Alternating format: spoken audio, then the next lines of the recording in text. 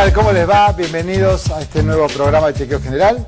Un programa de salud, un programa de medicina. Siempre les digo lo mismo, pero es interesante que reflexionemos sobre eso, ¿no? No siempre la medicina tiene que ver con la salud. Piensen en eso en cada programa nuestro acá en 360. Hoy vamos a hablar de violencia obstétrica. Todo lo que pasa en un parto cuando no es respetado. Todo lo que pasa a una mujer durante su embarazo, su parto y el posparto. Las cosas buenas, vamos a decir, y las cosas malas que también pasan, y que vamos a hablar con una especialista, con una abogada especialista justamente en este tema. Y después vamos a hablar sobre el dengue, sobre este mosquito aparte que transmite el virus del dengue, que transmite el chikungunya, que transmite el Zika, todos nombres difíciles, salvo el dengue, los demás son nombres difíciles, pero que nuestro país y Latinoamérica está siendo azotado nuevamente por brotes epidémicos y epidemia de dengue, así que vamos a hablar con un especialista, el doctor Lupino. Vamos a la apertura del chequeo general y empezamos con nuestra primera nota.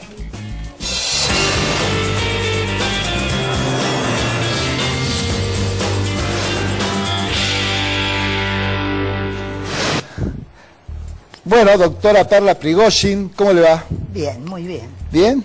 Viniendo abogada, especialista en violencia de género, en violencia obstétrica y además es especialista en salud sexual. Sí, soy especialista en género y salud sexual. Muy bien. Sí. O sea, una persona que sabe de lo que vamos a hablar, de violencia obstétrica. Sí, de violencia obstétrica como violencia de género, claro. Es decir, una violencia que se ejerce contra las mujeres en el momento del preparto, parto o posparto, y que, bueno, se vincula fundamentalmente con el hecho de ser mujer. Esto claro. Es lo que la caracteriza. La violencia obstétrica es una violencia de género, sin lugar a duda. Sin duda. Además, la ley es muy clara. La ley consagra tipos de violencia de género y modalidades. Y la violencia obstétrica es una de ellas. Está en el texto de la ley y lo contemplamos en la reglamentación de la ley, con lo cual no hay duda. Pero no hay una especie de desconocimiento de muchas mujeres.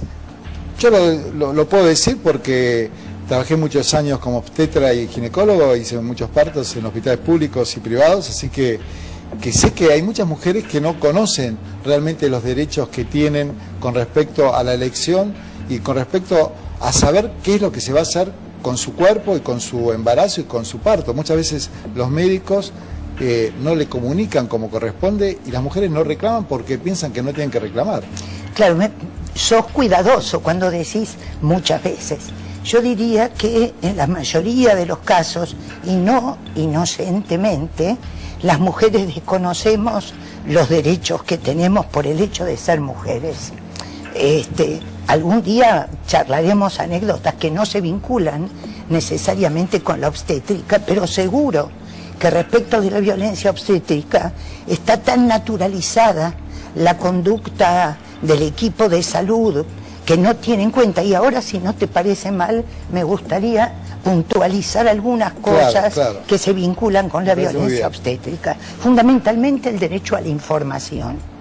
La mujer está en el preparto, en el parto o el posparto, pregunta, no le informan. Quédate tranquila, mamita, sí. Sabemos lo que hacemos.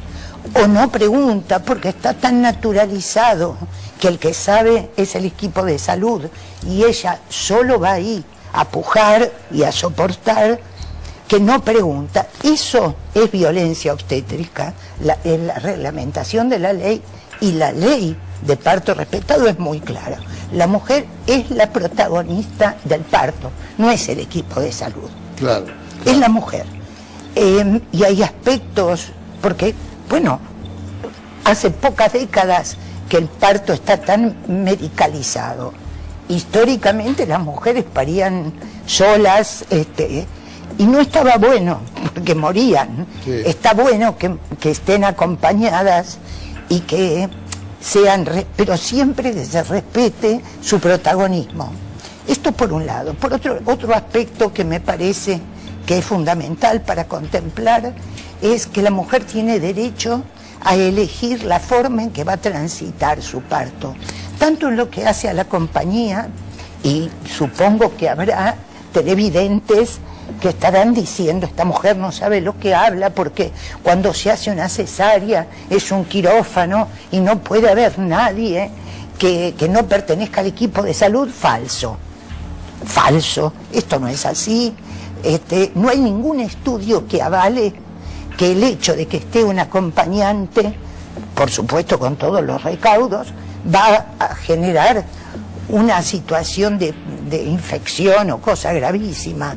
Sí. Permiso. ¿Cómo no? Acuerdo con vos, estoy de acuerdo con vos, pero también hay una cuestión que no digo que sea un atenuante, digo que es algo que hay que considerar cuando uno habla de estos temas. También hay un abuso de juicios de mala praxis y hay un abuso de atacar o de cuestionar acciones médicas, y hay lo que se llama una medicina defensiva, digamos, que el médico de alguna forma, para evitar complicaciones de mala praxis judiciales, hace, digamos, evita que haya testigos, entre comillas, por eso no quiere que entre alguien. Sí. En los hospitales públicos y en los hospitales privados también, los obstetras nos formamos, lo digo, insisto, me autorreferencio, nos formamos aprendiendo con seres humanos.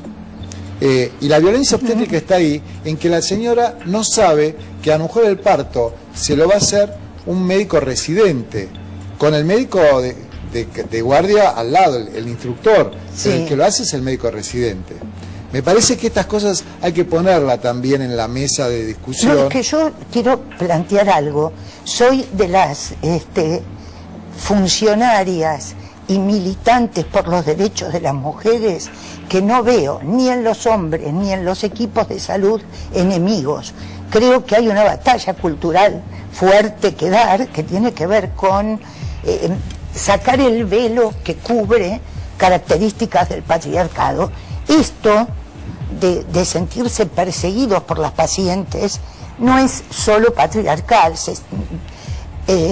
Digamos, los médicos se sienten perseguidos por las pacientes y los pacientes, porque sí, claro, nos hemos convertido casi en yanquis. Cualquier cosa es mala praxis.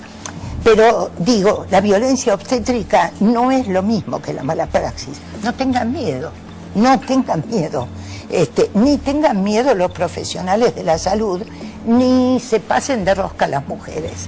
No se identifican. Hay casos en los que puede coincidir, pero la violencia obstétrica tiene una base, como decíamos recién, que se vincula más con la consideración de la mujer como dueña, por decirlo de algún modo, de su parto, con la posibilidad de estar piel a piel con su hijo, no que se lo separen, siempre y cuando no se afecte la salud del binomio, ¿no? Estamos hablando en óptimas condiciones.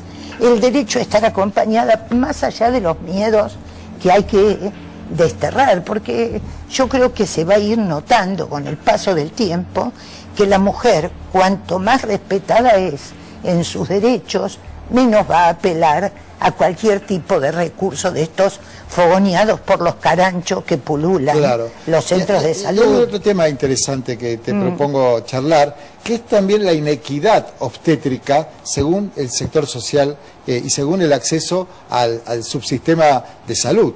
Porque la verdad, por ejemplo, en el sistema público, que yo reivindico, que defiendo, que insisto en que los estados y los gobiernos tienen que invertir en mejorar siempre la calidad de un sistema público de salud único, de cobertura universal, gratuito, pero convengamos que, por ejemplo, una señora que va a tener un parto, una primigesta o con necesidad o con elección de tener una anestesia peridural en su momento de parto, en el sistema público es imposible.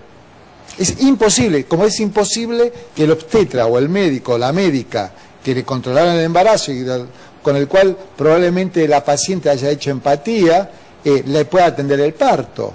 Bien, lo que señalás... Perdóname, porque ahí funcionan las corporaciones médicas que hay. Las corporaciones que piensan en intereses propios y no piensan en el interés general y de las pacientes. Este último señalamiento me parece súper pertinente. Aquí la cuestión es cómo vamos a trabajar con los anestesiólogos, qué tipo de protocolo se va a hacer. Es largo para un programa abordar esta temática, pero es cierto que en ese aspecto es inequitativo el sistema de salud según se pertenezca al público de la seguridad social o privado, pero en todo lo demás, Donato, te garantizo que encontramos más violencia en el sistema privado de salud. Claro. Absolutamente, las denuncias que recibimos son digamos, de las obras sociales y de las prepagas, porque no es solo la cuestión de la anestesia. Cuando a una paciente, a una mujer, le hacen cesárea porque sí, porque el médico tiene un partido de golf, o porque de algún modo la convenció y ella rápidamente tomó la posta para hacer una cesárea cuando no es indispensable, eso tiene que ver con la facturación, que no se da en el hospital público y existe en la obra social. Vos podés creer que, a contrario sensu de lo que dice la OMS, hay clínicas privadas que tienen un 60 y hasta un 70% de cesáreas. No, lo creo, lo sé, digamos, eso pasa. Es demencial. Y es muy inescrupuloso. Es realmente absolutamente demencial. Demencial. Sí. Perla, hacemos nuestro primer capítulo hoy de violencia obstétrica y también de violencia de género, que nos interesa hablar en este programa. Vamos a hablar de violencia de género, así que te vamos a invitar. Pero muchísimas gracias por haber estado acá en Chequeos Generales. Gracias a vos, en serio. Bueno, nuestra primera nota, violencia obstétrica, un tema realmente que genera controversias en algunos sectores de la medicina, pero me parece que está muy claro, la violencia obstétrica es violencia de género y por lo tanto hay que combatirla y hay que defender los derechos de las mujeres, informándolas y también desde el Estado garantizándole todos los derechos que tienen. Así que vamos a un corte y seguimos con Chequeo General.